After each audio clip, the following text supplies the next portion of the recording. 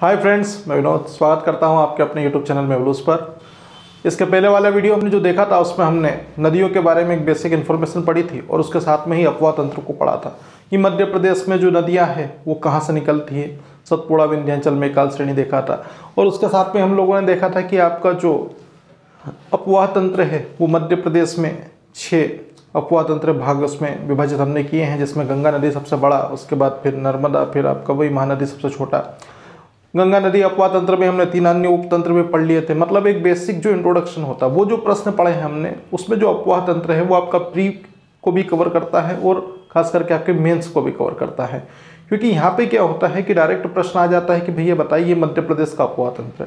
तो मध्य प्रदेश का अपवाह तंत्र पूछते हैं तो बहुत सारे लोग क्या करते हैं, सिर्फ नदियों के बारे में लिखने लग जाते हैं। नदियों के बारे में तो लिखना है, लेकिन नदियाँ अपना जल किन नदियों में लेके जा रही है, उन चीज़ों को लेके हमें वो उस आंसर को पूरा करना होता है। तो वो चीज़ें हमने देख ली है। आज हम पहला आपके नर्मदा नदी का देखेंगे और इस नर्मदा नदी का उद्गम से लेकर समाप्ति के जो भी अवसान बिंदु है सब इसके अंदर हम क्लियर कर लेंगे। तो शुरू करते हैं। पहला जो आपका पॉइंट आता है वो ये कि नर्मदा नदी जो है वो मध्य प्रदेश की सबसे बड़ी, देश की 5वीं बड़ी और प्रायद्वीपीय भारत की 3री सबसे बड़ी नदी है। पॉइंट ये कह रहा है कि जो आपकी जो नर्मदा नदी है वो मध्य प्रदेश की सबसे बड़ी नदी है, भारत में 5वें नंबर की सबसे बड़ी नदी है और प्रायद्वीपीय भारत की कौन से नंबर की, 3रे नंबर की बड़ी। अब मैं एक एक पॉइंट यहाँ पे बोलूँगा, आप समझ जाएंगे थोड़ा सा। मध्य प्रदेश का तो समझ में आ रहा है कि हाँ, मध्य प्रदेश की सबसे बड़ी नदी कौन सी है, नर्मदा नदी, इसमें कोई दो राय नहीं है। लेकिन फिर दूसरा जो बिंदु है वो ये बताता है कि जो नर्मदा नदी है वो भारत की कौन से नंबर की, 5वीं बड़ी नदी है। तो भारत की 5वीं बड़ी नदी अगर कौन सी है, नर्मदा है, तो 4 पहले की कौन सी है, तो 4 के मैं नाम बता रहा हूं आपको, गंगा, यमुना, गोदावरी और कावेरी।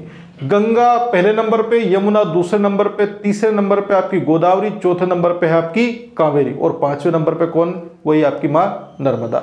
अब फिर तीसरा बिंदु ये कह रहा है आपसे कि जो प्रायद्वीपीय भारत है उस प्रायद्वीपीय भारत की कौन से नंबर की, 3रे नंबर की सबसे बड़ी नदी है। प्रायद्वीपीय भारत कल हमने देखा भी था, कौन सा जो क्षेत्र है आपका, वह जो क्षेत्र विशेष जो एक तरफ स्थल वाले भाग से घिरा हो, मतलब ये आपका हिमालय वाला जो क्षेत्र है वो उससे लगा हुआ स्थल वाले भाग से, और 3 ओर जल से घिरा होता है, 3 ओर जल से घिरा, और बंगाल की खाड़ी, पश्चिम में आपका खंबात खाड़ी और दक्षिण में आपका हिंद महासागर। तो ये जो 3 क्षेत्र पड़ते हैं आपके, ठीक है, बंगाल खाड़ी, खंबात खाड़ी और उसके साथ में जो हिंद महासागर है, ये जो जल सीमा का जो निर्धारण करते हैं भारत के दक्षिण हिस्से से लेके आपका पूर्व और पश्चिम वाले एरिया में। उत्तर में तो पहाड़ आ गया आपका हिमालय, ठीक है, पर्वत आ गया है। तो वो चीजें यहाँ पर क्या करेगी, तो इस प्रकार से 3 ओर जल से घिरी हुई स्थल आपकी आकृति है और एक तरफ स्थल से घिरी हुई है, तो वो क्या कहलाएगी आपकी, वो कहलाएगी प्रायद्वीपीय। तो प्रायद्वीपीय भारत की कौन से नंबर की, 3रे नंबर की बड़ी। तो प्रायद्वीपीय भारत की फिर 2 बड़ी नदियां कौन सी है, तो वो 2 बड़ी नदियां हैं कौन सी आपकी, गोदावरी और कावेरी, ठीक है। उसके बाद फिर कौन सी निकलेगी आपकी, नर्मदा नदी। तो गोदावरी जो है इसके बारे में हमने कल भी पढ़ा था कि त्र्यंबकेश्वर महाराष्ट्र नासिक से निकलती है, फिर तेलंगाना, तेलंगाना से आंध्र प्रदेश, आंध्र प्रदेश के बाद फिर खंबात की खाड़ी वगैरह में गिर जाती है। कावेरी नदी है, इसके बारे में हम जब इंडियन जियोग्राफी स्टार्ट करेंगे उसमें जो नदी अपवाह तंत्र पढ़ेंगे तो उसमें वो डिटेल से देखेंगे। तो पहला बिंदु आ गया समझ में, मध्य प्रदेश की सबसे बड़ी नदी नर्मदा, भारत की 5वीं बड़ी नदी नर्मदा, पहले नंबर पे गंगा, दूसरे नंबर पे यमुना, 3रे नंबर पे गोदावरी, 4थे नंबर पे कावेरी। अब उसके बाद जो आती है आपकी कौन सी नदी, प्रायद्वीपीय भारत की। तो प्रायद्वीपीय भारत की 3री बड़ी नदी कौन सी है, तो वो रहेगी आपकी नर्मदा, पहले नंबर पे गोदावरी, दूसरे नंबर पे आपकी कावेरी और 3रे नंबर पे रहेगी आपकी नर्मदा। अब भैया देखते हैं आगे की स्थिति क्या बनती है। भारत की सबसे प्राचीन नदी कौन सी है, ये क्वेश्चन बहुत इंपॉर्टेंट हुआ, क्योंकि भारत की सबसे बड़ी नदी तो नर्मदा है और मध्य प्रदेश की सबसे बड़ी नदी कौन सी है आपकी, भारत की सबसे बड़ी नदी गंगा और मध्य प्रदेश की सबसे बड़ी नदी कौन सी है, नर्मदा। लेकिन अब फिर क्वेश्चन पूछ लेगा कि भारत की सबसे प्राचीन नदी के बारे में बताइए कौन सी है। तो भारत की सबसे प्राचीन नदी है वो कौन सी है आपकी, वो मानी जाएगी नर्मदा, ठीक है। आप भले ही यहाँ पर सिंधु सभ्यता को लेके चलेंगे कि सिंधु सभ्यता के निकट ही क्या है, हड़प्पा सभ्यता, सिंधु सभ्यता हुआ करती थी, उस नदी एक महानदी जो थी वही आपकी सिंधु, उसके तट के पास ही क्या है, बहुत बड़े बड़े नगरों का विकास हुआ था, औद्योगिक क्षेत्र आपका एक तरीके से उस समय का जो भी शिल्प उद्योग थे उसकी बात अगर करते हैं तो वो बहुत बाद में आया था।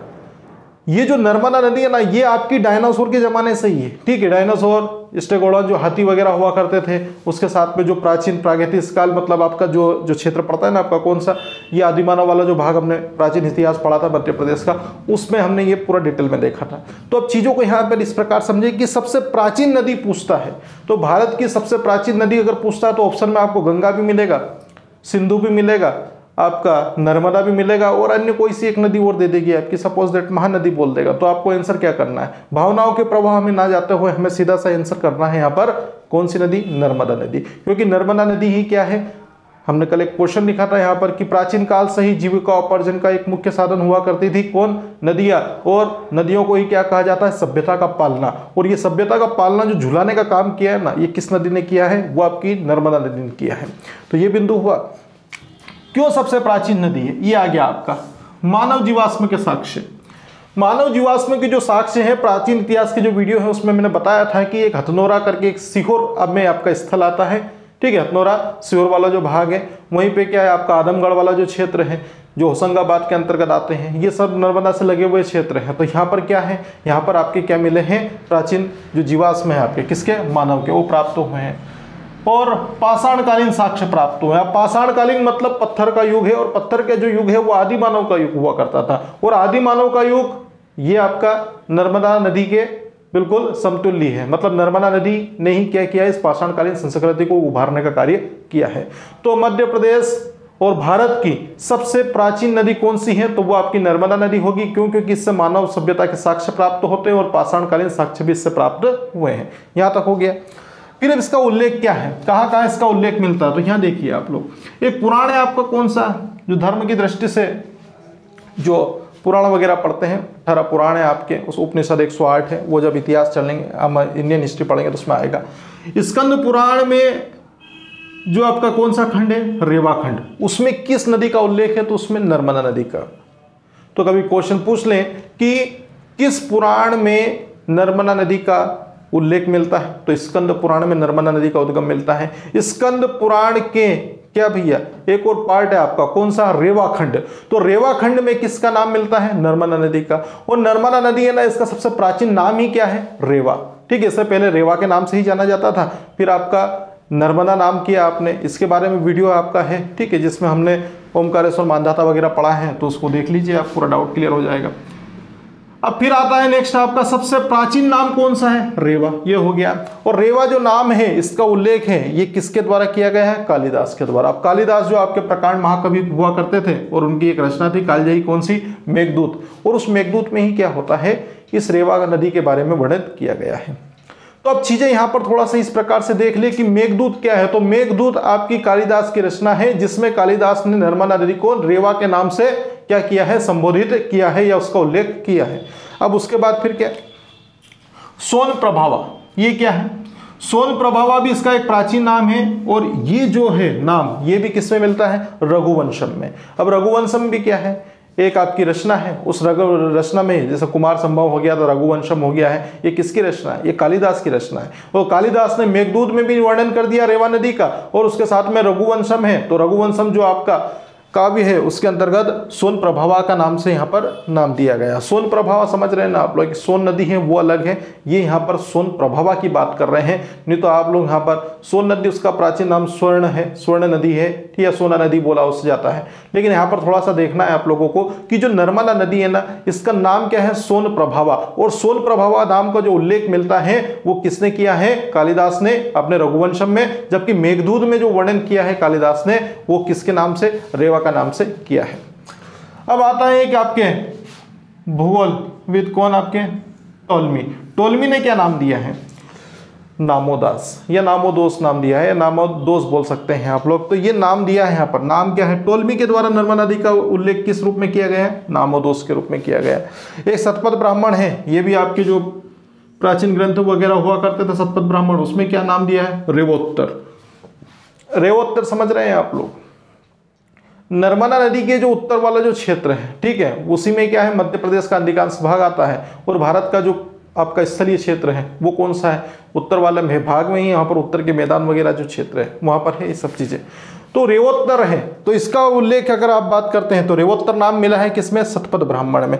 और सामवेद का प्रतीक किस नदी को माना गया है? तो सामवेद का जो प्रतीक है वो नर्मदा नदी को माना गया है। तो ये जो प्रश्न है ना, ये क्वेश्चन घुमा फिरा के आते हैं कि सामवेद में किस नदी का वर्णन या सामवेद का प्रतीक किस नदी को माना गया है? तो भैया बता देना कि नर्मदा नदी का। शतपथ ब्राह्मण में क्या नाम दिया है? तो रेवोत्तर नाम दे दिया है। रघुवंशम में क्या नाम है? तो सोन प्रभावा है। और उसके बाद में मेघदूत जो रचना है आपकी कालिदास की, तो उसमें रेवा नाम है। और उसके साथ में अगर और पूछ ले भैया, और ज्यादा डिटेल में पूछ ले, तो ये आखिरी वाला नाम मतलब स्टार्टिंग वाला नाम बता देना, इसका पुराण में रेवाखंड के नाम से।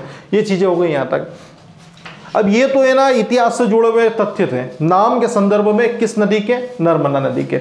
अब फिर क्वेश्चन यहां से बनेगा कि मध्य प्रदेश में और अन्य किस नाम से नर्मदा नदी को जाना जाता है? ये कौन सा? सोमोसुता, सोमोसुता और मेकालसुता। सोमोसुता, मेकालसुता। मेकालसुता इसलिए बोला जाता है क्योंकि ये कौन से पर्वत से निकलती है? सतपुड़ा की मेकाल श्रेणी से निकलती है, तो इसका नाम ही क्या पड़ गया? मेकालसुता।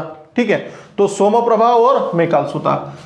उससे भी इंपॉर्टेंट पॉइंट ये है, मध्य प्रदेश की जीवन रेखा किस नदी को कहा जाता है? तो मध्य प्रदेश की जीवन रेखा है वो आपकी नर्मदा नदी को कहा जाता है, क्योंकि ये जो नर्मदा नदी है ना आपके मध्य प्रदेश के 16 जिलों से होकर गुजरती है। और इन 16 जिलों में ही क्या है, पानी उपयोग करने के साथ साथ में सिंचाई के जो क्षेत्र है वो भी यहाँ पर सिंचित करती हुई आगे जाती है। मध्य प्रदेश के जो सबसे बड़े बड़े बांध है आपके, जो जल विद्युत परियोजना के लिए आपने क्या किए गए हैं, प्रस्तावित किए हैं, उसके ऊपर विद्युत का उत्पादन कर रहे हैं, वो किस नदी के ऊपर आते हैं?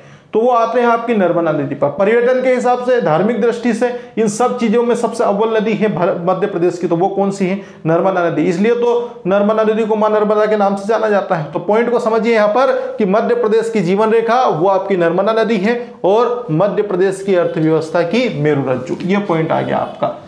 मध्य प्रदेश की अर्थव्यवस्था की मेरु रज्जु किस नदी को कहा जाता है? तो मध्य प्रदेश की अर्थव्यवस्था की मेरु रज्जु नर्मदा नदी को कहा जाता है। मध्य प्रदेश की राजकीय नदी का नाम बताइए। लो भैया, एक और पॉइंट बन गया आपके लिए कि राजकीय नदी कौन सी है मध्य प्रदेश की?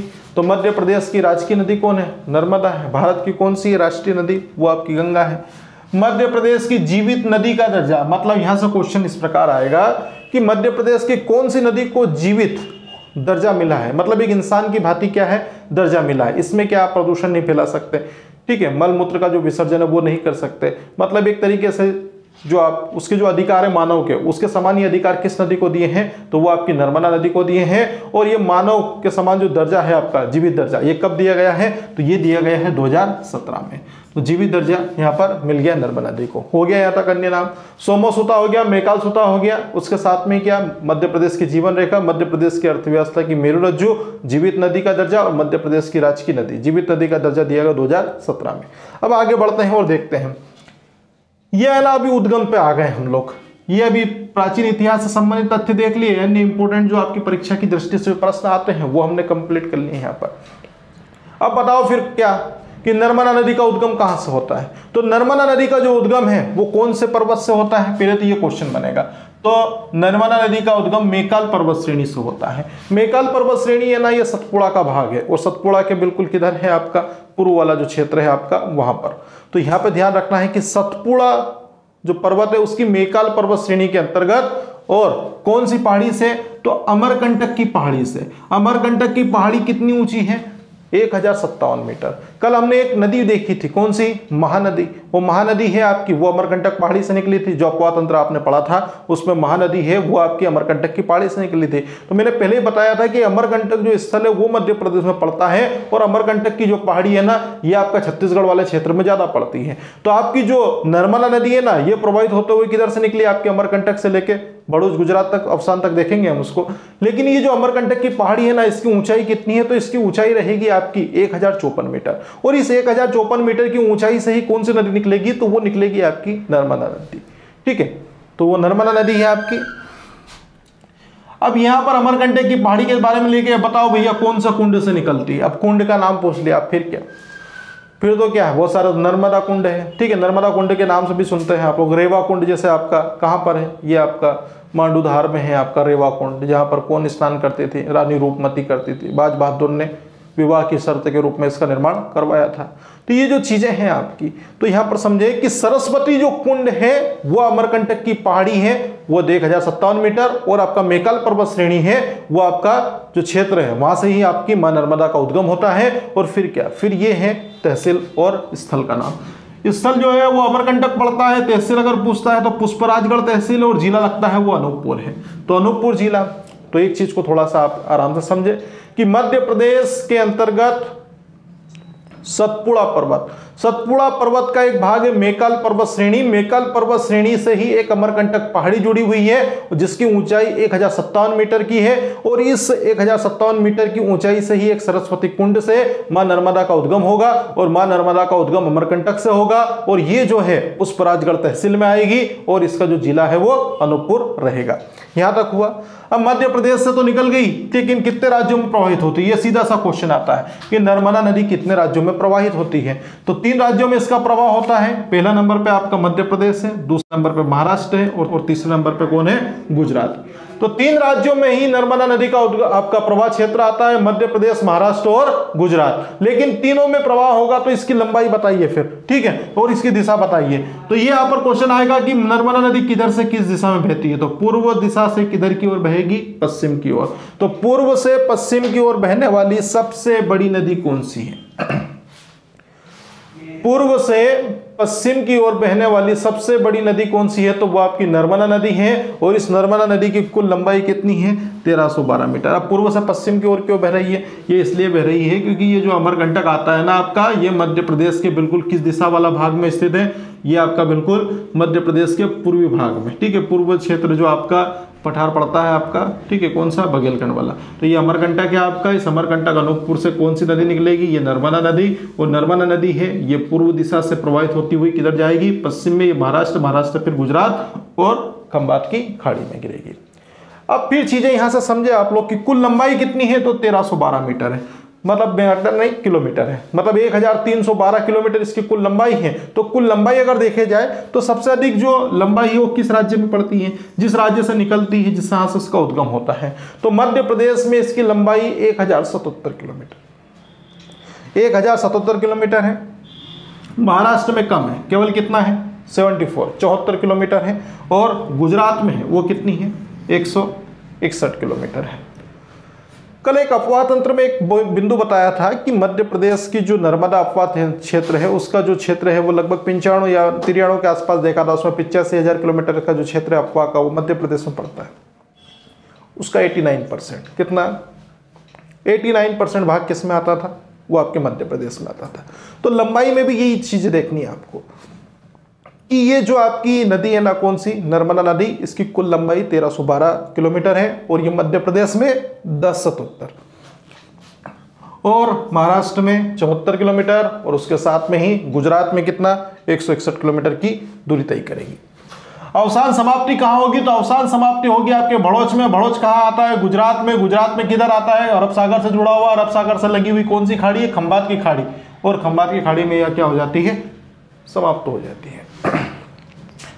तो अब चीजें यहां से समझ लें आप लोग कि भैया 1312 किलोमीटर की दूरी तय करती हुई महाराष्ट्र गुजरात से बहती हुई कहां पे पहुंची, भड़ोच में। भड़ोच किस राज्य का भाग है, तो वो आपके गुजरात राज्य का भाग है, और ये जो राज्य है आपका गुजरात, ये किससे लगा हुआ है, अरब सागर से जुड़ा हुआ है, और वहीं पे कौन सी खाड़ी है, खंबात की खाड़ी। तो यहां से प्रश्न पूछ ले कि नर्मदा नदी का जो समापन होता है या अवसान होता है वो किस में होता है, तो वहां पे कंफ्यूज होने की जरूरत नहीं है। ऑप्शन में खंबात की खाड़ी आता है तो खंबात की खाड़ी लगा देना, और अगर ऑप्शन में आता है अरब सागर तो अरब सागर लगा देना। 2 नहीं देगा, 2 क्यों देगा, क्योंकि खंबात की खाड़ी ही किसका भाग है, अरब सागर का है, या तो ठीक है, जैसा भी प्रश्न है वैसा बता देना। ज्वारदन मुख या एस्चुरी का निर्माण करती है। ज्वारदन मुख या एस्चुरी क्या होता है इसके बारे में हम देखेंगे, क्योंकि मध्य प्रदेश की जो पूर्व से पश्चिम की ओर बहने वाली नदी है या फिर खंबात की खाड़ी में जो गिरने वाली नदी है ना, वही क्या करती है, मुख्य रूप से आपकी 3 नदियां, मुख्य रूप से तो वैसे 2 हैं, कौन सी, एक है आपकी नर्मदा, दूसरी है आपकी ताप्ती, और तीसरी आपकी माही नदी। ये क्या करती है, एस्चुरी का निर्माण करती है। देखिए आप,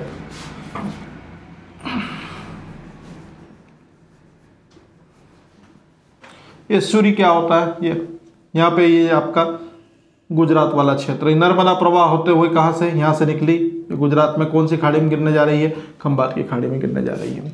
तो ये जो नदी है ना समुद्र से मिलती है, तो वहां पे क्या करती है, गाद, या गाद समझ रहे हैं ना आप लोग, जिसे हम बोल सकते हैं आम बोलचाल की भाषा में कीचड़, ठीक है, या फिर बोल सकते हैं उसको दलदल, तो वो जो आपका गाद है या दलदल है या कीचड़ है उसको वहां पर वो अपने छोर जहां पर उसकी समाप्ति हो रही वहां पे जमने नहीं देती है। मतलब नदी की जो धारा की जो आपकी चाल है ना वो क्या होती है, एक तरीके से क्या होती है, तीव्र गति से जाती है और समुद्र में जाके मिल जाती है। ये क्या होता है आपका, ये होता है आपका भैया क्या, ये जो आपने देखा ना आंसर यहाँ पर कौन सा, ज्वारधनमुखी एस्चुरी।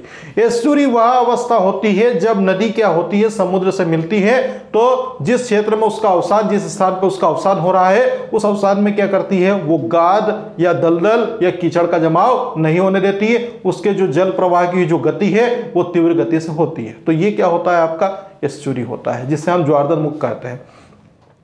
जैसे एक आपने नाम सुना होगा कि सबसे बड़ा डेल्टा कौन सा है, सुंदरवन डेल्टा है। कहां पर है, पश्चिम बंगाल में है। कौन सी नदी बनाती है, गंगा और ब्रह्मपुत्र बनाती है, वो आपने देखा। तो वो जो डेल्टा होता है ना, वो डेल्टा क्या होता है, वो डेल्टा ये होता है कि जो ब्रह्मपुत्र और जो आपकी गंगा नदी है ना, ये भारी मात्रा में हिमालयी क्षेत्र और मैदानी उत्तर भारत से क्या करती है, ज्यादा मात्रा में मिट्टी या गाद को प्रवाहित करते हुए लेके जाती है। और जैसे ही सुंदरवन वाले पश्चिम बंगाल क्षेत्र में जाती है तो वहां पर क्या होता है, इनकी जो ये गाद है, ठीक है, और ये जो गाद है ना वो क्या करती है, जम जाती है, जिसके कारण नदियों की जो धारा है ना वो बहुत सारी बट जाती है। और धाराओं में बटने के कारण क्या होती है, इस नदी की जो गति होती है, चाल होती है, वो क्या हो जाती है, कम पड़ जाती है। जिसके कारण ही क्या होता है, एक दलदल वाला क्षेत्र या कीचड़ वाला क्षेत्र बन जाता है जो विश्व का सबसे बड़ा डेल्टा बनता है। और विश्व का सबसे बड़ा डेल्टा ही कहां पर है, सुंदरवन डेल्टा में, जहां पर क्या है, सुंदरी वृक्ष पाए जाते हैं और वहीं पर आपके बंगाल टाइगर मौजूद है। तो वो होता है आपका कौन सा, डेल्टा। और ये होता है आपका एस्चुरी। किससे होकर गुजरती है, भ्रंश घाटी या रिफ्ट वैली, आपका रिफ्ट वैली से होकर गुजरती है। भ्रंश घाटी मतलब क्या होता है, दो पर्वत क्षेत्र होते हैं, दो पर्वत क्षेत्र को काटते हुए जो मार्ग बनाती है ना, वो वाला क्षेत्र क्या कहलाता है, भ्रंश घाटी। जैसे जो नर्मदा नदी है ना आपकी, ये नर्मदा नदी आपकी क्या करती है, दो पर्वत, ये ऊपर वाला जो क्षेत्र पड़ता है ना, यहाँ पर एक पर्वत है आपका कौन सा, विंध्याचल पर्वत। और अभी एक पॉइंट आपका आएगा इसमें कि कौन से पर्वतों से होते हुए बीच में से गुजरती है। तो ये जो श्रृंखलाएं चल रही है सतपुड़ा और विंध्याचल, ये नीचे सतपुड़ा है, तो विंध्याचल और सतपुड़ा के मध्य से ही बिल्कुल कौन प्रवाहित होती हुई जाएगी, आपकी नर्मदा नदी। तो ये जो नर्मदा नदी है ना आपकी, यहाँ से प्रवाहित होती हुई गई ये, तो ये जो नर्मदा नदी है ये क्या करती है, इन दो पर्वत श्रृंखलाओं के बीच में क्या करती है, इनको काटती है, और काट के क्या करती है, गहरे खड्डे का निर्माण करती है या फिर एक स्थान का निर्माण करती है, जो क्या होता है, एक तरीके से क्या होता है, बहुत छोटा सकरा स्थान होता है, ठीक है। तो यहाँ पर विंध्याचल और सतपुड़ा के मध्य ये क्या करती होती हुई बहती है, तो ये कौन सा क्षेत्र बन जाता है, भ्रंश घाटी, जिसे आप रिफ्ट वैली के नाम से भी जानते हैं। आ रहा है यहाँ पर समझ में। तो यहाँ पर एक क्वेश्चन बनेगा आपका कि कौन सी नदी है आपकी मध्य प्रदेश की जो भ्रंश घाटी या रिफ्ट वैली से होती हुई गुजरती है, तो वो है आपकी नर्मदा नदी। अरब सागर में गिरने वाली प्रायद्वीपीय भारत की सबसे बड़ी नदी कौन सी है, नर्मदा नदी। अब यहाँ पर एक और कंफ्यूजन दिमाग में आया होगा कि सर अभी तो हमने पढ़ा था कि प्रायद्वीपीय भारत की सबसे बड़ी नदी कौन सी है, तो वो आपकी गोदावरी और कावेरी, और तीसरे नंबर पे आपकी नर्मदा। लेकिन अब प्रश्न का जो पूछने का तरीका है वो थोड़ा सा बदल गया। वो ये कह रहा है यहाँ पर कि सबसे बड़ी नदी तो है, चलो ठीक है, लेकिन अरब सागर में गिरने वाली प्रायद्वीपीय भारत की सबसे बड़ी नदी कौन सी है। अरब सागर में गिरने वाली प्रायद्वीपीय भारत की सबसे बड़ी नर्मदा नदी है, क्योंकि आपकी जो गोदावरी है और जो आपकी कावेरी नदी है ये अरब सागर में नहीं गिरती है, ये गिरती है पूर्व में जाके बंगाल की खाड़ी में। तो वो बहेगी प्रायद्वीपीय भारत में, लेकिन उनका जो अवसान होगा वो किधर होगा, पूर्व में बंगाल की खाड़ी में। जिसके कारण क्या, अब चीजों को यहां समझ ले कि ये पॉइंट बन जाएगा कि अरब सागर में, कौन से सागर में गिर रही है, अरब सागर में। जबकि गोदावरी और कावेरी है वो कौन सी क्षेत्र में गिर रही है, वो बंगाल की खाड़ी वाले क्षेत्र में गिर रहे हैं। तो अरब सागर में गिरने वाली प्रायद्वीपीय भारत की सबसे बड़ी नदी कौन सी है, तो वो नर्मदा नदी हो जाएगी। अब नर्मदा नदी जो इतनी बड़ी है तो इसका कारण क्या है, इसका कारण है इसकी 41 सहायक नदियां। तो यहां से प्रश्न बनेगा कि नर्मदा की कुल सहायक नदी कितनी है, तो नर्मदा की सहायक नदियों की संख्या 41 है, 41 समझ रहे हैं ना आप, बहुत बड़ा एक तरीके से नदियों का जाल है आपका। तभी तो मध्य प्रदेश का दूसरा बड़ा अपवाह तंत्र कौन सा था, नर्मदा नदी का अपवाह तंत्र था। तो यहाँ पर नर्मदा नदी की कुल सहायक नदियां है वो 41 है। अब 41 है तो बाईं ओर से भी जाके मिलेगी और आपकी दाईं ओर से भी जाके मिलेगी। बाईं ओर से जो है आपकी नर्मदा में 22 नदियां हैं, तो 22 से 22 याद रख लेना, 22 मतलब 22, और दाईं से कितना है, बचा कितना है, 22 में जोड़ देना जो बचा, 41 कर लेना, काउंट हो जाएगा 19। तो दाईं ओर से कितनी नदियां, 19 नदियां, जबकि बाईं ओर से कौन सी 22, ठीक है 22 नदियां यहाँ पर क्या होती हैं, नर्मदा नदी मिल जाती हैं। कौन कौन सी नदियां किस दिशा में मिलती हैं, यहाँ से प्रश्न आ जाए कभी तो ये देख लेना। प्रमुख सहायक नदियां बता रहा हूं मैं, सभी नहीं लिख पाऊंगा। बरनार, बंजर, शेर, शक्कर, दुधी, तवा। तवा मोस्ट एमपी है। देनवा, गोई, गंजाल, कावेरी, कुंदा। ये कावेरी अलग है ना, ये वाली जो कावेरी है ये अलग है, और एक आपका दक्षिण भारत की कावेरी अलग है। एक कावेरी आपका ओमकारेश्वर से निकलेगी, ओमकारेश्वर, ठीक है खंडवा से, और वहीं पे जाके क्या होगा, एक ओमकारेश्वर टापू का निर्माण होगा। वहीं पे आपको क्या, वही बाबा भोलेनाथ का क्या मिलेगा आपको, ज्योतिर्लिंग, जिसे हम ओमकारेश्वर ज्योतिर्लिंग के नाम से जानते हैं। वो कावेरी नदी अलग है, वो आपकी अभी आएगा, मैं उसमें बताऊंगा। अभी नेक्स्ट स्लाइड आप देखेंगे तो उसमें आपको मालूम पड़ेगा कि कौन सी नदी जाके कौन से क्षेत्र में कौन सा जो ओम आकार की जो पहाड़ी का है उसका निर्माण करती है। और कुंदा नदी, ये हो गया कौन सी, बाईं ओर से बरनार, बंजर, शेर, शक्कर, दुधी, तवा, देनवा, गोई, गंजाल, कावेरी और कुंदा। दाईं ओर से बता दो 19 नदियां कौन सी है, हिरण है, हथनी है, बरना है, चंद्रकेशर है, मान, उटी, चोरर, कोलार, जामनेर, सीप। वैसे सहायक नदी आप पूछी जाएगी, आपसे ये नहीं पूछेगा कि बाईं ओर से क्या कौन सी नदी दाईं ओर से, ये सिर्फ बेसिक नॉलेज है आपका कि सहायक नदियां नर्मदा की वो 4141 है, जिसमें से बाईं ओर से 22 नदियां और दाईं ओर से 19 नदियां जाके मिल जाती हैं। आगे बढ़ जाते हैं। नर्मदा नदी की सबसे बड़ी सहायक नदी कौन सी है, तो ये इंपॉर्टेंट क्वेश्चन, अभी यहाँ पर बताया भी था कि सबसे बड़ी सहायक नदी कौन सी है, तवा नदी है। और तवा नदी है वो आपके होशंगाबाद में क्या करती है, नर्मदा नदी में मिल जाती है, और इन दोनों का संगम स्थान क्या कहलाता है, बांद्राभान। क्या कहलाता है, बांद्राभान। अब ये जो तवा है ना, इसके बारे में हम डिटेल में पढ़ेंगे। ये इटार से होशंगाबाद वाला जो क्षेत्र है उधर से निकलती है, ठीक है। और उसके बाद में तवा बांध का निर्माण करते हुए एक तवा नहर निकाली गई है, उसके साथ में ही क्या करती है, थोड़ी दूर आगे जाने के बाद ही यहाँ पर क्या होगा, नर्मदा नदी मिल जाती है। तो नर्मदा की सबसे बड़ी सहायक नदी कौन सी हो जाएगी, तवा। नर्मदा नदी विंध्याचल और सतपुड़ा के मध्य से प्रवाहित होती है। क्यों होती है, क्योंकि यहीं तो क्या हुआ था, भ्रंश का निर्माण हुआ था। ये भी मैंने बताया था यहाँ पर कि विंध्याचल पर्वत और सतपुड़ा पर्वत के मध्य से होकर गुजरने वाली नदी कौन सी है, तो वो रहेगी आपकी नर्मदा नदी। तो नर्मदा नदी दो पहाड़ क्षेत्र आपका कौन से पर्वत, आपका विंध्याचल और पर्वत आपका सतपुड़ा, उत्तर भारत और दक्षिण भारत को अलग करती है। उत्तर भारत और दक्षिण भारत को अलग करने वाली नदी कौन सी है, उत्तर भारत और दक्षिण भारत को अलग करने वाली नदी है आपकी नर्मदा। उत्तर भारत को और दक्षिण भारत को किससे अलग किया, ये इस प्रकार से अलग किया। ये उत्तर वाला जो क्षेत्र पड़ता है ना आपका, ये वाला जो क्षेत्र है, ये विंध्याचल पर्वत वाला जो भाग है ये उत्तर दिशा में आता है, जबकि सतपुड़ा वाला जो क्षेत्र है वो आपका दक्षिण की ओर आता है।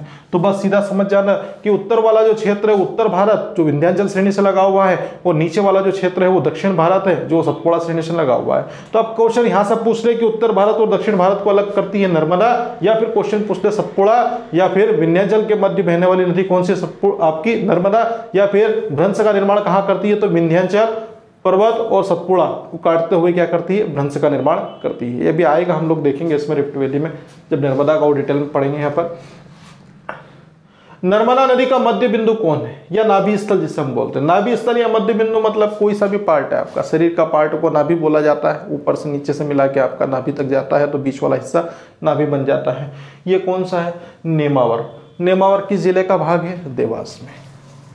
जो नेमावर है ना आपका, वो आपका देवास जिले में है, और देवास जिले का जो नेमावर स्थल है वही नर्मदा का क्या हुआ जाएगा, मध्य बिंदु कहलाएगा। मध्य बिंदु किस प्रकार से कि पूर्व से जितनी दूरी आप इधर चले जाओ, मतलब ये आपका जो नेमावर होगा ना, एक तरीके से बिल्कुल बीच वाला बिंदु होगा। ये नेमावर हो गया आपका। यहाँ पे क्या होगा, जितनी दूरी यहाँ से पूर्व से चलती हुई नर्मदा ने तय करी थी, इसके आगे की दूरी भी इतनी बराबर, कितनी, इतनी ही। किधर दिशा में आपकी तय करेगी, पश्चिम की दिशा में। तो ये प्रश्न सिंपल सा है आपका, ठीक है, कि नर्मदा नदी का नाभि स्थल या मध्य बिंदु कौन है, नेमावर देवास है। फिर आता है नर्मदा का सबसे बड़ा घाट बताइए, तो सबसे बड़ा घाट कौन सा है, ये आपका महेश्वर। महेश्वर घाटों की नगरी बोलते हैं इसे, कहाँ पर है, खरगोन जिले में है महेश्वर। खरगोन अहिल्या देवी जो नगर है आपका। दोनों बिंदु में कंफ्यूजन नहीं होना है आपको, ठीक है। मध्य बिंदु नेमावर देवास है, सबसे बड़ा घाट कौन सा है, महेश्वर घाट। नर्मदा नदी, ठीक है, कावेरी को छोड़कर प्रायद्वीपीय भारत की सदावाहिनी नदी है। नर्मदा नदी है वो क्या करती है, सदावाहिनी। मतलब कल मैंने एक गैर बारहमासी नदी के बारे में बताया था। गैर बारहमासी नदी वे होती है जिनमें प्राकृतिक रूप से साल भर जल नहीं होता है, बांध बनाकर ही क्या करते हैं, आर्टिफिशियल रूप से या कृत्रिम रूप से ही क्या करते हैं, जल को छोड़ा जाता है। लेकिन वो नदी जिसमें 12 महीने तक जल आता रहता है अपने उद्गम स्थल से और लगातार वो प्रवाहित होती जाती है, वो नदी कौन सी कहलाती है, वो आपकी सदावाहिनी नदी कहलाती है। तो ये बारहमासी नदी है। कौन सी, नर्मदा। प्रायद्वीपीय भारत में एक और नदी है आपकी, कौन सी, कावेरी। ठीक है, तो उस वाले को देखना है यहाँ पर कि नर्मदा नदी कावेरी को छोड़कर प्रायद्वीपीय भारत की सदावाहिनी नदी है। इसका कारण क्या है, इसका कारण ये है कि जो नर्मदा नदी है ना, इसकी जो मिट्टी है वो कौन सी है, उस मिट्टी का नाम है रेह मिट्टी। क्या नाम है, रेह मिट्टी। अब यहाँ से क्वेश्चन बना लेगा बनाने वाला, क्या बनाएगा कि नर्मदा नदी में कौन सी मिट्टी पाई जाती है, तो नर्मदा नदी में रेह मिट्टी पाई जाती है। और रेह मिट्टी क्या होती है, इसकी विशेषता ये होती है कि ये पानी को सोखने की जो क्षमता है ये बिल्कुल कम होती है। जब पानी को सोखने की क्षमता ही कम हो जाएगी तो नदी का जो जल है वो तो जमीन के अंदर जा नहीं पाएगा, वो क्या होगा, वो किनारों या उथले वाला जो तटीय क्षेत्र है उससे क्या होता जाएगा, प्रवाहित होता जाएगा। तो सदावाहिनी नदी नर्मदा है प्रायद्वीपीय भारत की। जो मुख्य कारण इसका रेह मिट्टी, और रेह मिट्टी की यह विशेषता है कि इसमें क्या होता है, पानी सोखने की क्षमता बहुत ही कम होती है। अभी समाप्त नहीं हुआ है ना, अभी तो हम देखने वाले हैं, क्या देखने वाले हैं कि कौन कौन से 16 जिले मैंने बताया, तो कौन से 16 जिलों से होकर गुजर जाएगी, कहाँ पर प्रायद्वीपीय क्षेत्र का निर्माण करेगी, ये भी बहुत सारी चीज़ें हम यहाँ पर देखने वाले हैं। थोड़ा जल्दी में हम देख लेते हैं, इसके आगे देखेंगे कौन कौन सा क्षेत्र। नर्मदा नदी मध्य प्रदेश की सबसे बड़ी नदी है, भारत की 5वीं बड़ी, प्रायद्वीपीय भारत की 3री सबसे बड़ी नदी है। प्रायद्वीपीय भारत में गोदावरी और कावेरी पहले दूसरे नंबर पे, तीसरे नंबर पे कौन है आपकी, नर्मदा। भारत की सबसे प्राचीन नदी अगर पूछते हैं तो नर्मदा बता देना। क्यों बता देना, क्योंकि यहाँ पर क्या मिलेंगे, यहाँ पर नर्मदा में मानव जीवाश्म मिले हैं और उसके साथ में पाषाणकालीन साक्ष्य मिले हैं। स्कंद पुराण में नर्मदा नदी का नाम क्या, किस नाम से किया गया उल्लेख, रेवाखंड में किया गया है। सबसे प्राचीन नाम नर्मदा नदी का पूछता तो रेवा बता देना। रेवा किसने उल्लेख किया, कालिदास ने अपनी रचना मेघदूत में। सोन प्रभावा नाम किसका है, तो सोन प्रभावा नाम भी आपकी नर्मदा नदी का है, जो रघुवंशम में यहाँ पर उन्होंने वर्णन दिया है। नामोदोष है, टोलमी ने नाम दिया, तो टोलमी आपका भूगोल है ना, टोलमी नामोदास नाम देते हैं। सतपथ ब्राह्मण में रेवोत्तर और सामवेद का प्रतीक किस नदी को माना जाता है, नर्मदा नदी को माना जाता है। अन्य नाम नर्मदा के सोमोसुता, मेकाल सुता। सुता मतलब क्या होता है, सुत मतलब पुत्र होता है, सुता मतलब पुत्री होता है, तो मेकाल पर्वत की पुत्री या सोमोसुता। ठीक है, यहाँ पर ध्यान रखना, सोमोसुता, मेकाल सुता। मध्य प्रदेश की जीवन रेखा नर्मदा नदी, मध्य प्रदेश की अर्थव्यवस्था की मेरुरज्जु नर्मदा नदी, मध्य प्रदेश की राजकीय नदी नर्मदा, मध्य प्रदेश की जीवित नदी का दर्जा वो आपका 2017 में नर्मदा नदी को दिया गया। अमरकंटक की पहाड़ी है, कितनी ऊंची है, 1057 मीटर की ऊंचाई पर है। कौन सा कुंड है, सरस्वती कुंड है। कौन सा स्थल है, अमरकंटक। कौन सी तहसील है, पुष्पराजगढ़। कौन सा जिला है, अनूपपुर, यहाँ से उद्गम होता है। कितने राज्यों में प्रभावित होती है, 3 राज्यों में प्रभावित होती है। कौन कौन से, मध्य प्रदेश, महाराष्ट्र, गुजरात। कितनी लंबाई है, किस दिशा में बहती है, तो पूर्व से पश्चिम की ओर बहती है। कुल लंबाई है 1312 किलोमीटर है। अब भैया तो मध्य प्रदेश में कितनी है, तो नर्मदा की लंबाई मध्य प्रदेश में 1077 या फिर 1077 किलोमीटर है। महाराष्ट्र में 74, गुजरात में 161 किलोमीटर। अवसान समाप्ति कहाँ होता है, तो भड़ोज गुजरात में होता है, जहां पर क्या करती है, अरब सागर या खंबात खाड़ी में गिर जाती है, वहीं पे क्या करती है, एस्चुरी का निर्माण करती है, ज्वारधन का। इसके बारे में मैंने बता चुका हूं। यहाँ पर क्या दलदल या कीचड़ वाला क्षेत्र नहीं होगा, नदी की जो प्रवाह है वो तीव्र गति से होगा। इसका प्रमुख कारण है ना, ज्वार भाटा भी है। ज्वार भाटा क्या होता है, समुद्र में लोहरा का ऊपर उठना और नीचे गिरने की जो प्रक्रिया होती है वही क्या कहलाती है, ज्वार भाटा। ज्वार भाटा के कारण क्या होता है, जो गाद जमती भी है कभी, तो उस ज्वार भाटा की जो लहरें होती है उस गाद या फिर कीचड़ को क्या करती है, अपने साथ में बहाकर ले जाती है एक तरीके से। ठीक है, तो वो इस तरह का से नदियों का प्रवाह आपका चलता रहता है। तो ये यहाँ पर इसलिए ज्वारधन मुख को ऐश्वर्या भी बोला। भ्रंश घाटी रिफ्ट वैली में बहने वाली नदी कौन सी है, तो वही आपकी कौन सी है, नर्मदा नदी है। अरब सागर में गिरने वाली प्रायद्वीप की भारत की सबसे बड़ी नदी कौन सी है, नर्मदा नदी। जबकि गोदावरी और कावेरी पहली दूसरी सबसे बड़ी नदी है, लेकिन वो बंगाल की खाड़ी में गिरती है, जबकि नर्मदा नदी है वो आपका नर्मदा में, मतलब आपकी जो नर्मदा है वो आपकी अरब सागर में गिरती है। नर्मदा नदी की कुल सहायक नदियां बताना, 41 है, बाईं ओर से 22 है, दाईं ओर से 19 है। बाईं ओर से कौन है, बरनार, बंजर, सेर, सकर, दुधी, तवा, दिनवा, गोगई, गंजाल, कावेरी और कुंडा। 19 में बता देना, यहाँ पर हिरण, हथनी, बरना, चंदकेश्वर, मान, ऊटी, चोरल, कोलार, जामनेर और शिपिन। नर्मदा नदी की सबसे बड़ी सहायक नदी कौन सी है, तवा, होशंगाबाद जिले में मिलती है। नर्मदा में नर्मदा विंध्याचल और सतपुड़ा के मध्य से प्रवाहित होती है, उत्तर भारत और दक्षिण भारत को अलग करती है। सतपुड़ा और विंध्याचल को काट कर ही क्या करती है, इस वाले क्षेत्र में आपका क्या करेगी, एक तरीके से आपका भ्रंश का निर्माण कर लेगी। उत्तर भारत और दक्षिण भारत को अलग करती है। और नर्मदा का मध्य बिंदु है नाभि स्थल, वो कौन सा, नेमावर देवास है। सबसे बड़ा घाट है वो महेश्वर खरगोन में है। नर्मदा नदी है वो कावेरी को छोड़कर, ठीक है, नर्मदा नदी मतलब कावेरी को छोड़कर प्रायद्वीपीय भारत की सदावाहिनी है। इसका कारण कौन सी, रेह मिट्टी है। और रेह मिट्टी में क्या होता है, वाटर एब्जॉर्बेशन की जो क्षमता है वो क्या होती है, कम होती है। स्क्रीनशॉट ले लीजिए, इसके बाद आगे बढ़ते हैं। नर्मदा नदी के बारे में विस्तार से चर्चा कर चुके हैं। अब देखते हैं कि नर्मदा नदी का जो अपवाह क्षेत्र है या फिर कौन कौन से ऐसे क्षेत्र हैं जहाँ से या जिले हैं जिनसे ये होकर गुजरती है। तो नर्मदा नदी है मध्य प्रदेश के 16 जिलों से सीमा बनाती है। कितने? 16 जिलों से सीमा बनाकर प्रवाहित होती है। किताबों में लिखे हुए हैं 15, ठीक है, किताबों में 15 जिले ही लिखे हुए हैं, लेकिन ये जो है आपकी कौन सी, ये नदी नर्मदा, ये 16 जिलों से होकर गुजरती है। अब 16 जिले कौन से, ये देख लीजिए आप लोग। अब शुरुआत हमने की है कहाँ से, निकलती कहाँ से, ये कौन सा पर्वत है आपका, मैकाल पर्वत, और मैकाल पर्वत का ही एक भाग है कौन, अमरकंटक। तो अमरकंटक मैकाल पर्वत श्रेणी के अंतर्गत आता है और जिला कौन सा लगता है, अनूपपुर। तो अनूपपुर जिले से प्रभावित होती है और अनूपपुर जिले से प्रभावित होते हुए किस जिले में चली जाती है, डिंडोरी। तो अनूपपुर पहले नंबर का और दूसरे नंबर पर कौन आ गया आपका, डिंडोरी। अब डिंडोरी से आगे बढ़ती है और डिंडोरी के पास में कौन है आपका, मंडला।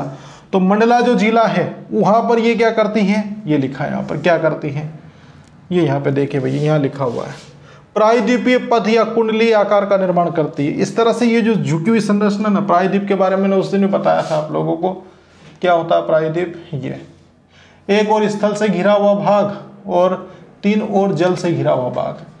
एक ऊपरी सिरा इसका स्थल का है और तीनों ओर ये किससे घिरा हुआ है, जल से घिरा हुआ है। तो ये वाला जो क्षेत्र कहलाता है, ये क्या कहलाता है, प्रायद्वीप कहलाता है। तो इस प्रकार से रचना ये करती है कि जो स्थल वाला भाग है या फिर मंडला जिला है आपका, ये मंडला है ना, यहीं पे क्या करती है, मंडला को इस तरह से चारों अपने 3 दिशाओं से क्या कर देती है, अपने जल से इस तरह से ढक लेती है। तो ये कौन सा पथ बन गया यहाँ पर, प्रायद्वीपीय पथ। इस प्रायद्वीपीय पथ को क्या कहेंगे, कुंडली आकार। तो यहाँ पर अगर क्वेश्चन आता है कि नर्मदा नदी किस जिले में कुंडली आकार निर्माण करती है या प्रायद्वीपीय पथ का निर्माण करती है, तो आंसर आएगा आपका कौन सा, ये मंडला डिंडोरी। अनूपपुर एक हुआ था, दूसरे पे डिंडोरी, तीसरे पे आपका कौन सा, मंडला। अब उसके साथ में ही चौथा, ये चौथा है ना, ये तो सबसे इंपॉर्टेंट है आपका, कौन सा, सिवनी। ये सिवनी ही वो 16वें नंबर का ऐसा जिला है जिससे क्या होती है, नर्मदा नदी प्रवाहित होती है। सिवनी जिले के कुछ क्षेत्र उनमें है आपका दीवारी और दीवारी के साथ है जोवा। तो दीवारी और जोवा जो क्षेत्र है आपके, वो नर्मदा नदी के बिल्कुल पास से या फिर नर्मदा नदी उनसे होते हुए गुजरती है और ये किस जिले के अंतर्गत आती हैं, सिवनी। तो इसके कारण ही क्या हो रहा है, आपकी सिवनी से ही कौन सी नदी अपनी दिशा अपनी सीमा बनाते हुए चलती है, तो वो है आपकी नर्मदा नदी। अब फिर यहाँ से आगे बढ़े और कहाँ पहुँच गए, मंडला से जबलपुर। जबलपुर में एक प्रश्न बनेगा कि नर्मदा अपवाह तंत्र में मौजूद सबसे बड़ा जिला कौन सा है। नर्मदा अपवाह तंत्र में मौजूद सबसे बड़ा जिला जबलपुर है, यानी कि नर्मदा नदी का वह कौन सा जिला है जो ज़्यादा मात्रा में आसपास से जल की प्राप्ति करता है। तो ये जो क्षेत्र है यहाँ पर बहुत सारी नदियाँ हैं आपकी, जैसे आपकी दूधी वगैरह है, बहुत सारी नदियाँ क्या करती हैं, छिंदवाड़ा से निकल के इधर उधर के किस में मिल जाती हैं, ये आपकी नर्मदा नदी में। तो ये यहाँ तक पहुँचने पर क्या होता है, ये अपवाह क्षेत्र इसका बढ़ जाता है नर्मदा नदी का, जिसके कारण क्या होता है, ये ज़्यादा मात्रा में जल प्राप्त करता है। तो नर्मदा अपवाह तंत्र में मौजूद सबसे बड़ा जिला मध्य प्रदेश का वो कौन सा है, जबलपुर। जबलपुर से आगे कौन आता है आपका, नरसिंहपुर। तो नरसिंहपुर है, नरसिंहपुर पहुंच गए आप लोग। अब नरसिंहपुर भगवान नरसिंह की नगरी है आपकी और नरसिंहपुर से हो चुके गुजरती है। नरसिंहपुर से आगे जाते ही कहाँ पर पहुंच जाती है, रायसेन जिले में। और रायसेन जिले में क्या करती है, सबसे लंबी सीमा का निर्माण करती है। तो यहाँ से प्रश्न ये बनेगा कि नर्मदा नदी किस जिले में सबसे लंबी सीमा बनाती है। तो नर्मदा नदी है वो रायसेन जिले में, ठीक है, रायसेन जो जिला है उसके क्षेत्र से ज़्यादा मात्रा में गुजरती है और वहीं पे क्या करती है, ज़्यादा मात्रा में एक लंबी रेखा का निर्माण करती है। अब ये इन्हीं के समकक्ष क्या है, इधर आपका होशंगाबाद है और होशंगाबाद में नर्मदा नदी के तट पर क्या है, सेठानी घाट और आपका विवेकानंद घाट। तो सेठानी घाट हो गया, विवेकानंद घाट हो गया है। जिस प्रकार से हमने जबलपुर में पढ़ा था, क्या पढ़ा था, लमेटा घाट पढ़ा था, तिलवारा घाट पढ़ा था, ठीक है। ये सब घाट कहाँ पर, ये जबलपुर में, जबकि सेठानी घाट और विवेकानंद घाट कहाँ पर, ये आपके होशंगाबाद में। होशंगाबाद के पास से बिल्कुल क्या मिलेगा आपको, हरदा जिले की सीमा। तो हरदा जिले से भी ये क्या करती है, सीमा बनाती है। अब फिर ऊपर वाला क्षेत्र भी चल रहा है, रायसेन के बाद भोपाल संभाग का अगला जिला कौन सा है, सीहोर। तो सीहोर में कहाँ से गुजरती है, तो सीहोर में ये आपका क्षेत्र है कौन सा, बुधनी। ये मामा जी का विधानसभा क्षेत्र शिवराज सिंह चौहान का, कौन सा, बुधनी। तो उस बुधनी क्षेत्र से होती हुई कौन सी नदी गुजरती है आपकी, नर्मदा। अब ये यहाँ तक पहुंच गए। उसके बाद फिर सीहोर से ही बिल्कुल पास से कौन लगा हुआ है, सीहोर से सीमा को स्पर्श करने वाला जिला कौन है, देवास। और देवास में क्या इंपॉर्टेंट तथ्य है आपका, ये आपका नेमावर। कौन सा, नेमावर। देवास जिले की सीमा बिल्कुल अंततः जो मौजूद है वो कहां पर है, आपके नेमावर में। और नेमावर के संबंध में एक पॉइंट मैंने बताया था कि मध्य प्रदेश में या पूरी नर्मदा के क्षेत्र को अगर देखा जाए तो नर्मदा का नाभि स्थल या बिल्कुल नर्मदा के मध्य का जो पॉइंट है वो कौन सा है, तो वो आपका है नेमावर। तो अगर क्वेश्चन कहीं से भी पूछे, आपका मध्य बिंदु पूछे या फिर आपसे क्या पूछ ले, यहाँ पे नाभि स्थल पूछ ले, दोनों में आंसर क्या बनेगा आपका, नेमावर। और यहीं पे उनके नीचे की ओर जाएंगे तो क्या मिलेगा आपको, खंडवा। और खंडवा में किसकी, बाबा महाकाल की नगरी कौन सी बनेगी, ठीक है, मतलब आपके शिव शंकर की जो नगरी है आपकी कौन सी, ओमकारेश्वर। और ओमकारेश्वर है तो ओमकारेश्वर के बारे में हमने पढ़ा ही है। यहाँ पर क्या है, 12 जो ज्योतिर्लिंग, उनमें से आपके दूसरे नंबर का मध्य प्रदेश में उज्जैन के अतिरिक्त कहाँ पर है, ओमकारेश्वर होते हैं, ओमकारेश्वर खंडवा। खंडवा के पास में क्या मिलेगा आपको, खरगोन जिले की सीमा। तो ये हो गया आपका खरगोन जिला, खंडवा से प्रभावित होती हुई खरगोन जिले में। फिर देवास से आगे की ओर जाएगी और कहाँ चली जाएगी, आपके सीमा बनाते हुए। देखो है ना, ये जो है ना, ऐसा नहीं कि डायरेक्ट देवास से धार घुस गई, क्योंकि देवास और धार की कोई सीमा मिल नहीं खाती, ठीक है। ये सिर्फ यहाँ पर एक नाम लिखा हुआ है। ये क्या है आपका, सीहोर से देवास, देवास से फिर क्या होती है, ये वाला जो क्षेत्र पड़ते हैं आपके कौन कौन से, ये खंडवा और खरगोन, इनकी जो क्षेत्र की सीमा। और ये जो है ना, ये मैप के अकॉर्डिंग अगर आप देखेंगे ना मिला के सीमा, तो आपको और अच्छे से समझ में आएगा। अब इतना स्पेस नहीं है मेरे पास में कि यहाँ पर मैं पूरा आपको जिले को बनाते हुए दिखाते हुए चलो।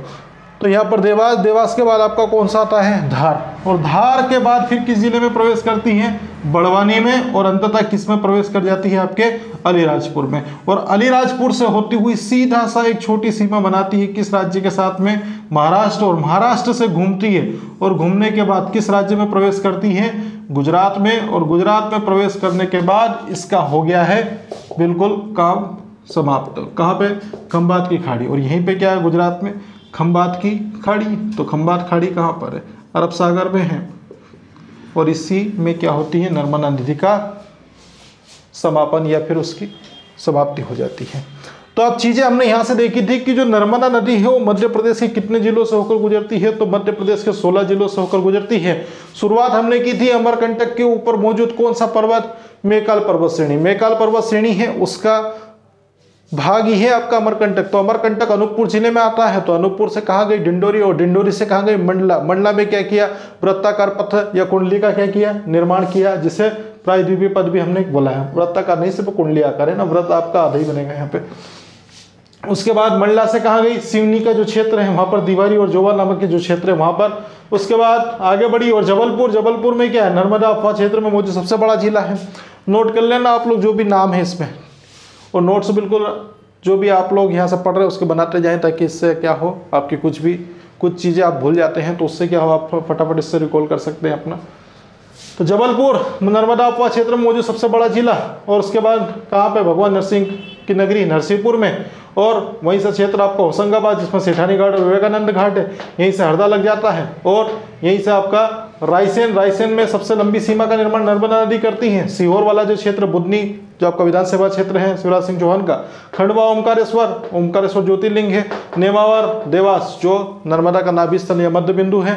उसके बाद ये खरगोन है। खरगोन में क्या है, महेश्वर। महेश्वर है ना, खरगोन जिले में कौन सा स्थल है, महेश्वर। और ये महेश्वर क्या करता है, ये यहाँ पर ये करता है कि ये नर्मदा नदी का सबसे बड़ा घाट मध्य प्रदेश में। और पूरा जो आपका क्षेत्र विशेष लगता है ना, तो वो क्षेत्र यहाँ पर ध्यान रखना है कि नर्मदा नदी का सबसे बड़ा घाट कहाँ पर है, तो वो महेश्वर घाट है, ठीक है, वो आपका खरगोन में। वही क्षेत्र आपका धार, धार से बड़वानी, अलीराजपुर और महाराष्ट्र होती हुई सीधा आपका गुजरात में प्रवेश करती है और खंबात की खाड़ी में गिर जाती है। अब कुछ और विशेष तथ्य इसमें रह गए थे, वो हम चीजें देख लेंगे यहाँ पर कि कौन सा भाग है आपका। अब आता है एक पॉइंट कि ओमकारेश्वर, ठीक है, ओमकारेश्वर कहाँ पर है, अभी पढ़ा हम लोगों ने, खंडवा में है। तो ओमकारेश्वर का एक पहाड़ी क्षेत्र है। तो इस पहाड़ी क्षेत्र के उत्तरी तट से एक नदी निकलती है, उसका नाम क्या है, कनाड़ नदी। तो उत्तरी तट से कनाड़ नदी, जबकि दक्षिण तट से कौन सी नदी निकलती है, कावेरी नदी। तो अब यहाँ पे ये ध्यान रखना है कि ओमकारेश्वर है जो नर्मदा नदी के तट पर बसा हुआ है, जहां पर ओमकारेश्वर ज्योतिर्लिंग है जो नर्मदा नदी पर मौजूद है, नर्मदा नदी के तट पर है। तो उसी ओमकारेश्वर के उत्तरी तट से कनाड़ नदी और दक्षिणी तट से एक नदी आती है, उसका नाम है क्या? कावेरी नदी। ये तीनों एक क्षेत्र पे एक आकृति का निर्माण करती है। कौन सी? पहाड़ी की। इस पहाड़ी के ऊपर ओम आकार संरचना का क्या करती है? निर्माण करती है, जिसके कारण इसका नाम क्या पड़ता है? ओमकारेश्वर। तो ओमकारेश्वर पहाड़ी जो है वो आपकी नर्मदा, कावेरी और कनाड़ तीन नदियों के बिल्कुल संरचना के अनुरूप बना है। और ये जो है ये क्या बनता है? एक तरीके का टापू, जिसे बोलते हैं एक द्वीप। टापू या द्वीप का निर्माण यहाँ पर ओमकारेश्वर में होता है। तो यहाँ पर अब क्वेश्चन यहाँ से पूछेगा कि मध्य प्रदेश का एक नदी द्वीप कौन सा, उसका नाम बताइए। तो मध्य प्रदेश का एक नदी द्वीप है ओमकारेश्वर, और ओमकारेश्वर आपका खंडवा जिले में आता है। जिसका निर्माण है वो आपकी नर्मदा, कनाड़ और कावेरी नदी के संगम क्षेत्र या फिर उसके आसपास के क्षेत्र से बनता है। अब कुछ बांध परियोजनाएं रही है, ठीक है। कौन कौन सी रही है भैया? देख लीजिए, आपका इंदौर, आपका इंदौर नहीं, इंदिरा सागर बांध। इंदिरा सागर बांध की अगर मैं बात करता हूं तो ये कहां पर है? तो ये आपका इंदिरा सागर बांध पुनासा डैम के नाम से जाना जाता है। इस पुनासा डैम की अगर बात करते हैं तो ये खंडवा जिले में आता है, और ये 1000 मेगावाट उत्पादन करने वाला मध्य प्रदेश का सबसे बड़ा बांध है, ठीक है। मध्य प्रदेश का सबसे बड़ा बांध कौन सा? इंदिरा सागर बांध है। ये पुनासा खंडवा में है, 1000 मेगावाट। बांध से संबंधित वीडियो आपके अलग से आएंगे, मैं पहले ही बता चुका हूं और बता रहा हूं। बांध से संबंधित अलग योजनाएं आएंगी आपकी। विद्युत उत्पादन जो चल रहा है आपका, नहर सिंचाई योजना अलग चलेंगी आपकी। नदियों के किनारे बसे शहर अलग पड़ेंगे। नदियों के ऊपर जलप्रपात जो है उसके बारे में हम विस्तृत रूप से चर्चा करेंगे। तो सबके अलग अलग वीडियो आएंगे। संयम बरतें आप लोग और तैयारी अपनी अच्छे से करते जाए। ओमकारेश्वर बांध है तो नाम से मालूम पड़ जाता है ओमकारेश्वर में होगा। ओमकारेश्वर किसका बांध है? खंडवा का। 520 मेगावाट बिजली का उत्पादन करता है। महेश्वर बांध का है, यहाँ पर भी नाम मालूम से पड़ रहा है। महेश्वर किस जिले का बांध है? खरगोन जिले में, 450 मेगावाट है। अब ये भैया आते हैं सरदार पटेल के बारे में। तो सरदार सरोवर बांध है वो नर्मदा नदी पर बना हुआ है, लेकिन सरदार सरोवर बांध वो मध्य प्रदेश में नहीं है। वो कहाँ पर है? वो गुजरात में है। और गुजरात का एक स्थान है आपका, कौन सा? भरूच। तो भरूच गुजरात में क्या है? ये सरदार सरोवर बांध है जो कितने मेगावाट? 6000 मेगावाट बिजली का उत्पादन करता है। यह इंदिरा सागर सबसे बड़ा बांध था आपका एमपी का, जो सिर्फ केवल कितना? 1000 मेगावाट उत्पादन कर रहा है। तो अब सोचिए यहाँ पर सरदार सरोवर बांध कितना बड़ा होगा कि ये 6000 मेगावाट बिजली का उत्पादन यहाँ पर कर रहा है। तो ये नर्मदा नदी के संदर्भ में सब चीजें हमारी कंप्लीट होती हैं। अगर वीडियो आपको पसंद आया तो वीडियो को लाइक एंड शेयर करें, चैनल को सब्सक्राइब करें। मिलते हैं नेक्स्ट वीडियो में चंबल नदी के साथ।